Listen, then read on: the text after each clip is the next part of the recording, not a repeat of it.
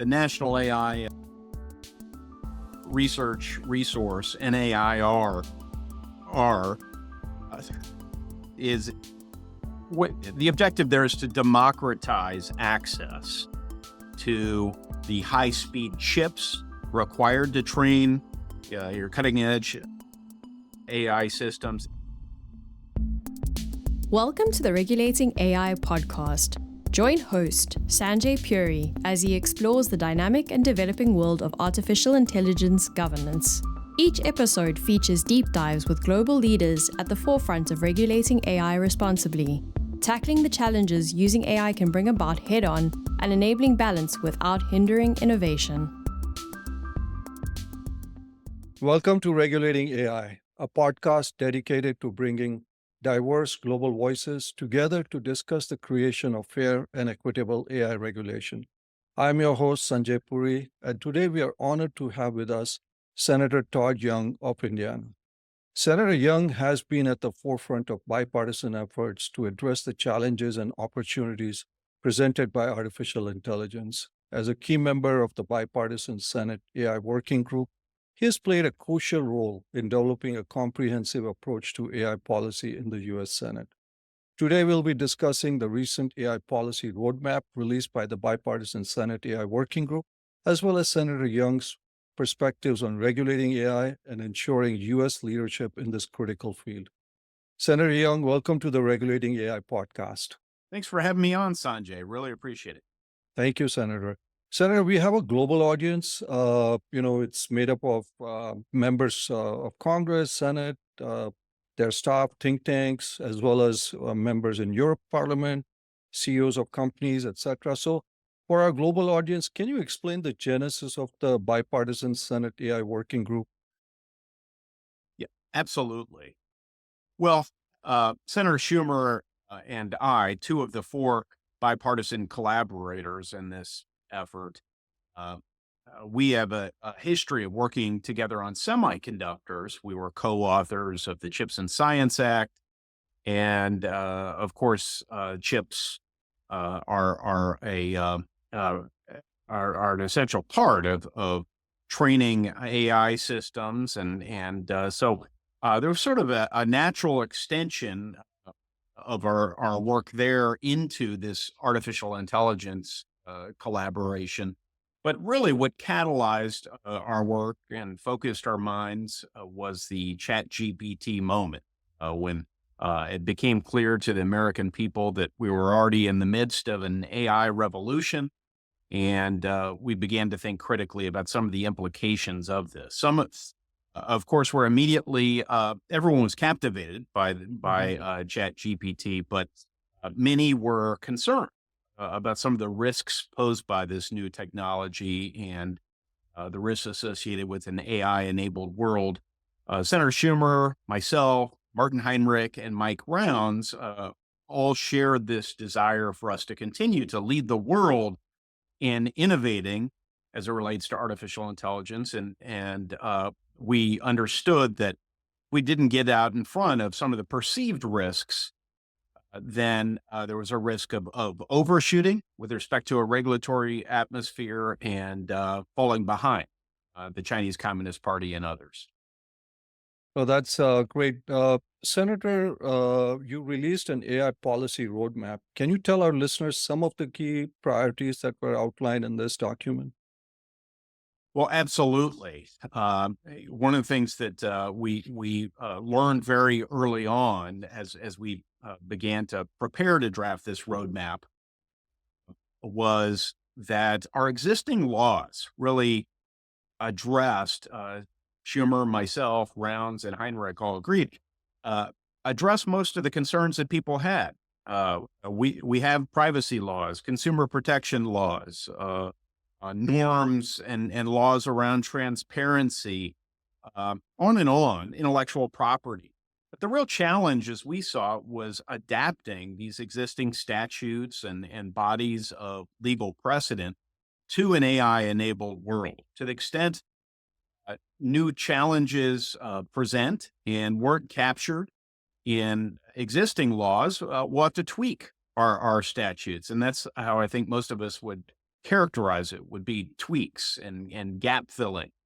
And to the extent that existing laws really do translate, sometimes some additional regulations will have to be drafted, but the actual uh, statutes or precedents that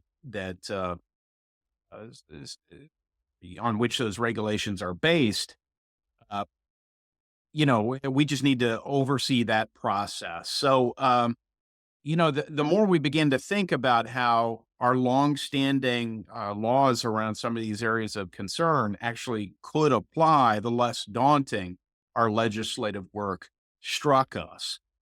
With that said, there are a handful of areas. Number one, we want to do our best on an ongoing basis to identify what risks do exist and what barriers to further innovation, regulatory barriers in particular, existed, because both of those would be fertile grounds for congressional legislation on an ongoing basis. Uh, we, of course, wanted to make sure that our government fulfilled its responsibilities in terms of performing and funding certain research at our government labs, within the military, and through our university system. Historically, that's been an important role. We believe that this world of AI enablement is going to require the United States to revisit some of our workforce training and the way we educate folks, and the laws around all of that. Perhaps creating a nimbler environment in which people can relearn certain jobs and retrain if a large portion of their work has been displaced through automation. And then within government, almost every agency of government, I think we'll have to rethink how we recruit and retain personnel. It's going to be very important for us to have experts within government who can interface with uh, those on the outside of government about use of AI within their areas of jurisdiction, and who have the level of discernment required to identify when existing laws aren't addressing some of the policy concerns that business and rank and file Americans will have, and to work with Congress and other entities on addressing those shortcomings.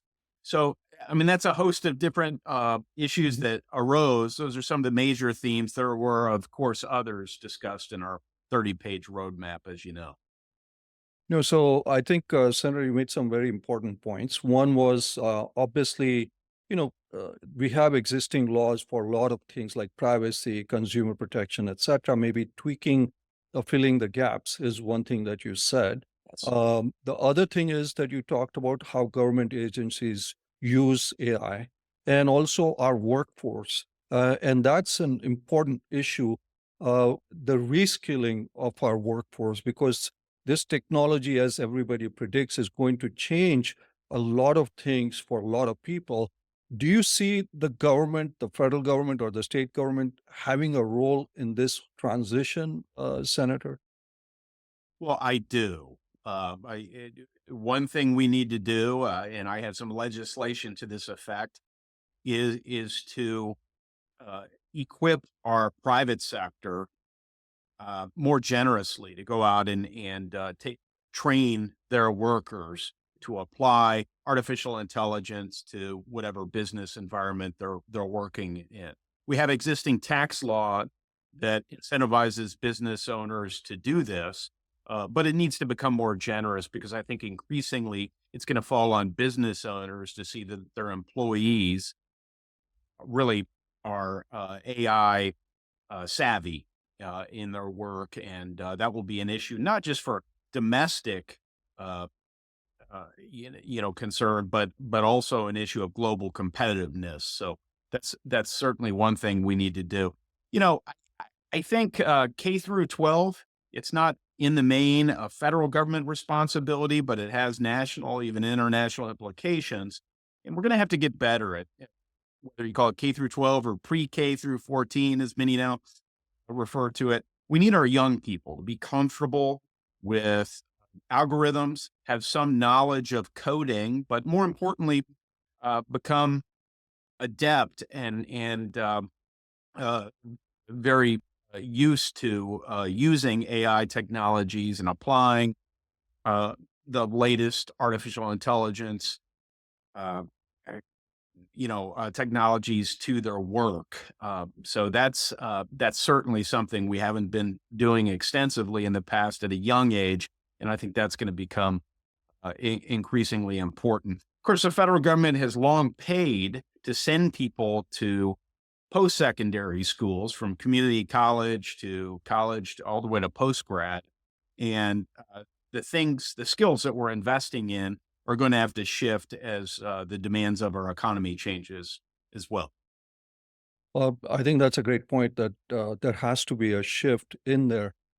Senator, this policy framework asked for 32 billion. That became, so to speak, the headline. Yes. Everybody else forgot about what else was in there. Everybody said 32 billion. So for our listeners, for once, maybe you can tell them what is this 32 billion, so to speak, for, Yeah. and because it's going to be paid by the U.S. taxpayers. So just to give them a sense of why and what.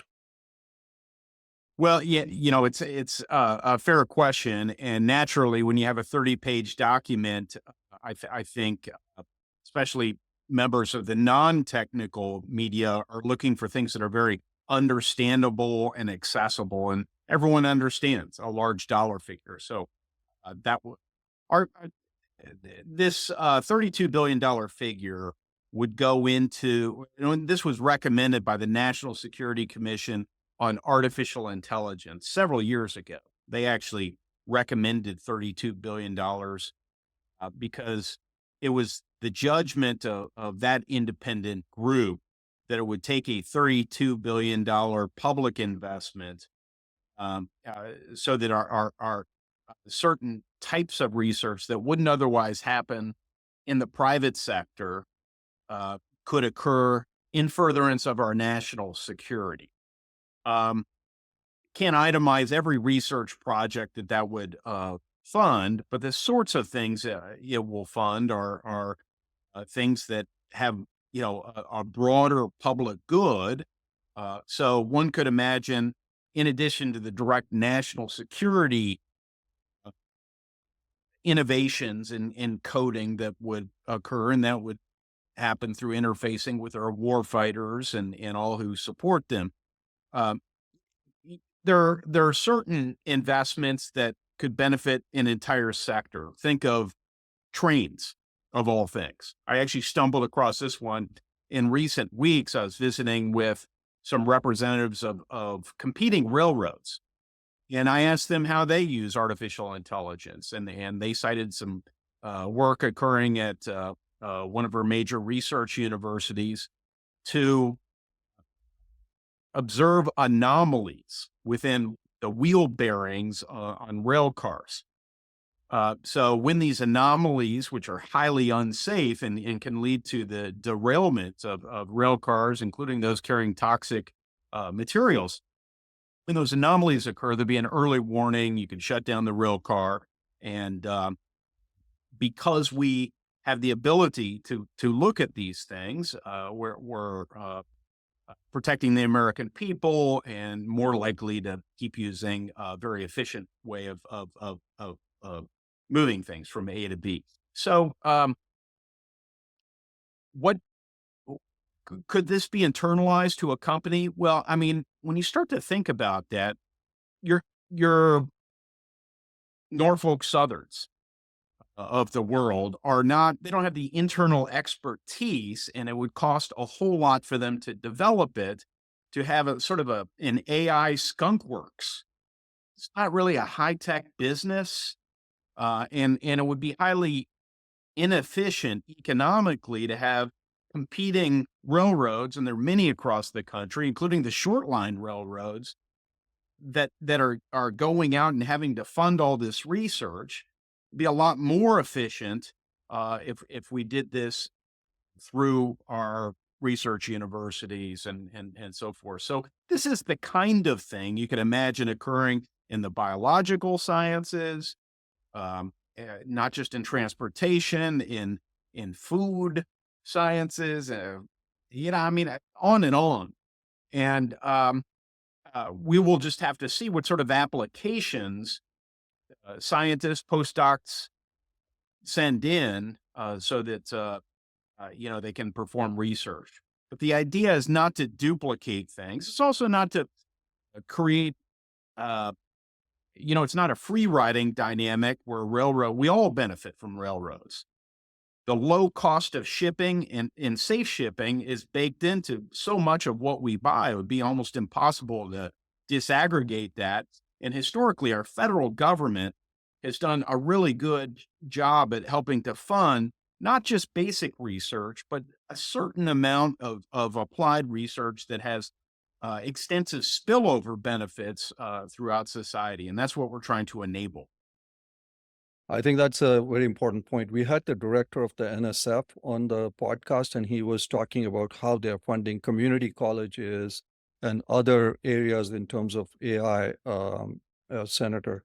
Senator, just shifting quickly to national security, you've been a strong advocate for U.S. competitiveness, particularly in relation to China. How does China factor into this competition, and what steps do you believe are necessary for us to keep the U.S. leadership in AI? Well, China factors in a number of ways. Number one is productivity. Uh, we want the Chinese people to be clear, to have material prosperity. We want rank and file Chinese to do well. But of course, when you look in the aggregate, the productivity of an entire economy, one's national security depends on that, and your military wherewithal. And we don't share the values of the Chinese Communist Party. So we want to be more productive than the Chinese Communist Party as we head more deeply into the 21st century. So that requires ensuring that we have a thoughtful regulatory atmosphere and a clear regulatory atmosphere so that our innovators can continue to innovate in this space. And that's our objective. But more directly, the nature of warfare is already being shaped, as we see in Ukraine and somewhat in Gaza and Israel, by artificial intelligence technology. We have seen and heard about the new swarming tactics being used. So lots of drones, which are and nautical vehicles, which can communicate with one another. They go out into an area, they receive information from AI algorithms. Increasingly, we will automate the ability of some of these platforms to make some of their own decisions, and so making smarter decisions on a more rapid basis will be essential to ensuring that we win the wars, or prevent the wars, hopefully, of the 21st century. It goes without saying that we want American warfighters to be more sophisticated when it comes to these things than the Russians, the Chinese, the Iranians, or others. So it's economic security and national security. Senator, you mentioned that you played a key role in the CHIPS and Science Act, and which has significant implications, as you said, for AI development. Can you explain to our listeners why this legislation ties into your broader vision for AI policy? Oh, absolutely. Well, in order to make sure that we continue to lead the way when it comes to development of AI technologies, there are three key components. One is compute, and that's semiconductors. The other is algorithms, and those are a function right now of the brains of individual coders and teams of coders. And then the last is data. The more quality data you have to train systems, the more powerful systems you will have.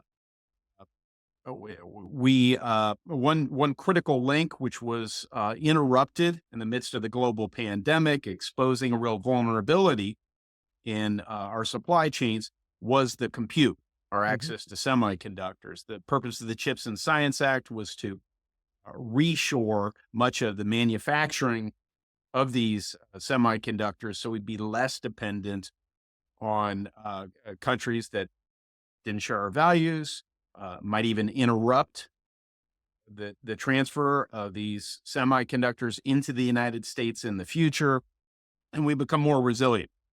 And so there was, as I said earlier, it's kind of a natural connection between my work on the semiconductor policy and the later work we did on artificial intelligence.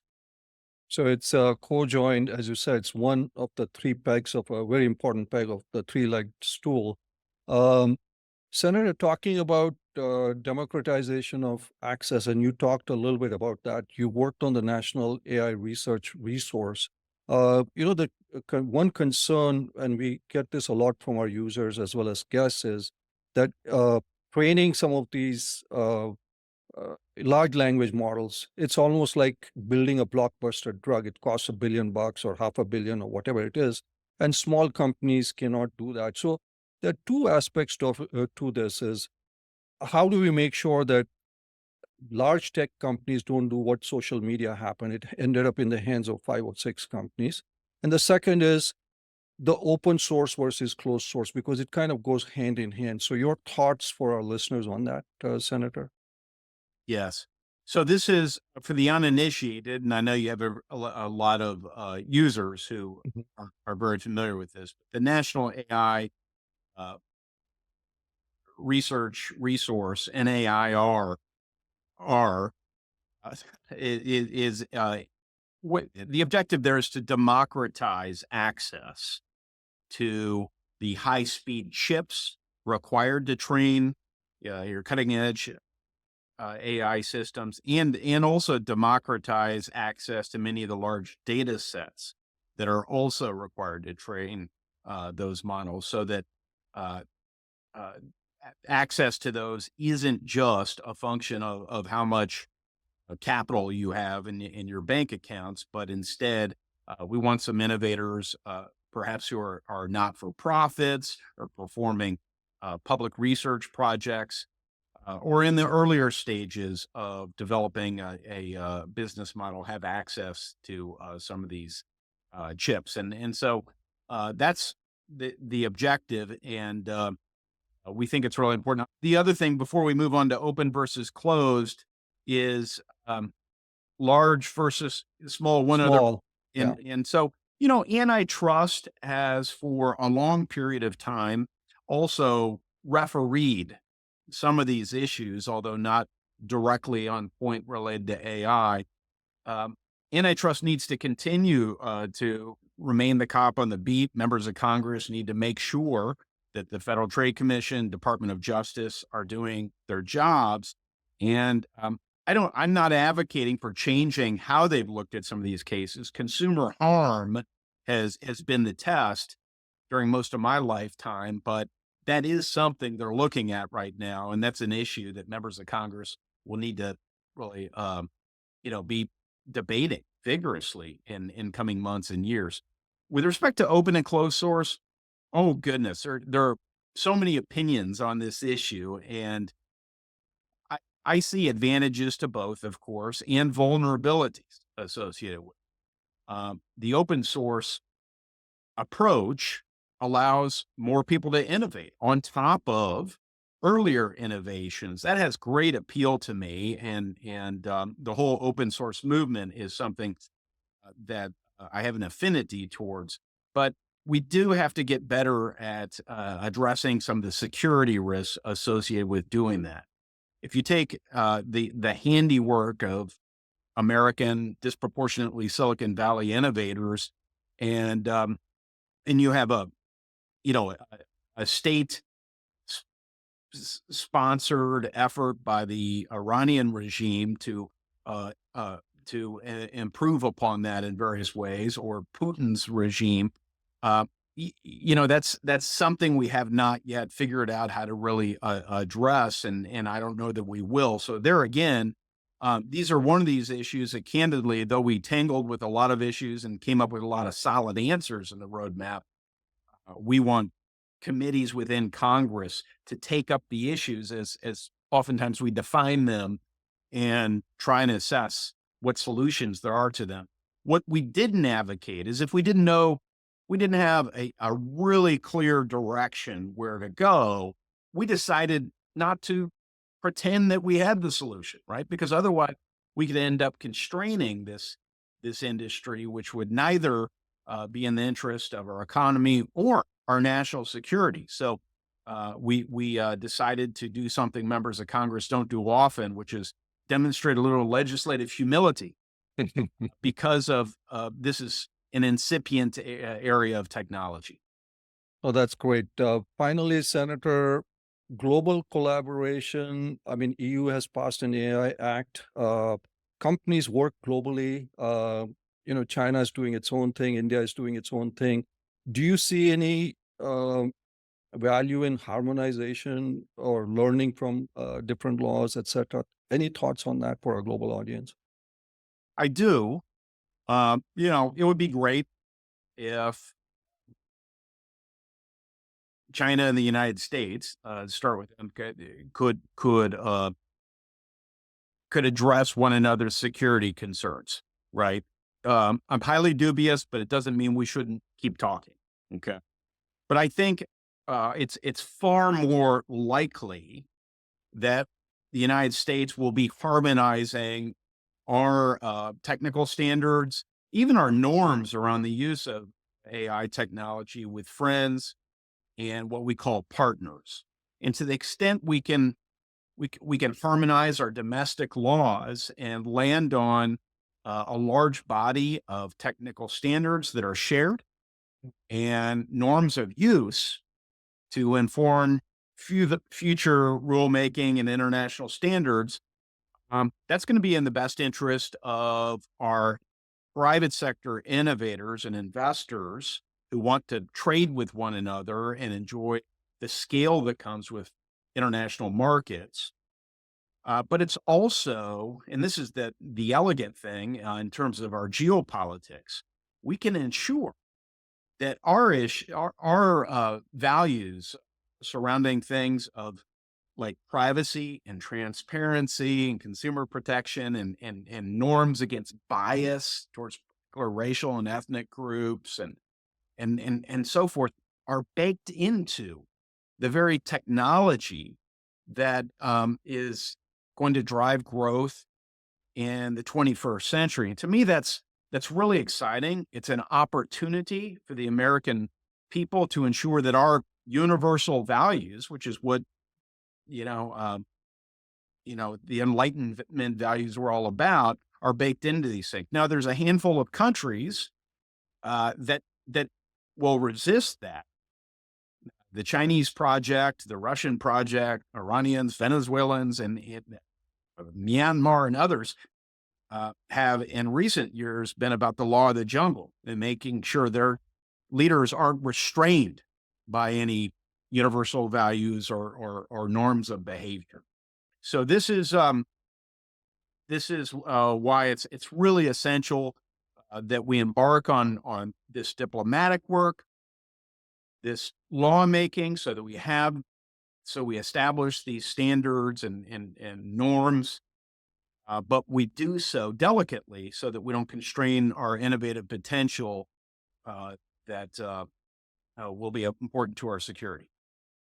So that's pretty powerful that this becomes a means for us to share our values with others, for us to, share our technology, but also it becomes a little bit of a soft power that the United States has, Senator. That's what you're saying.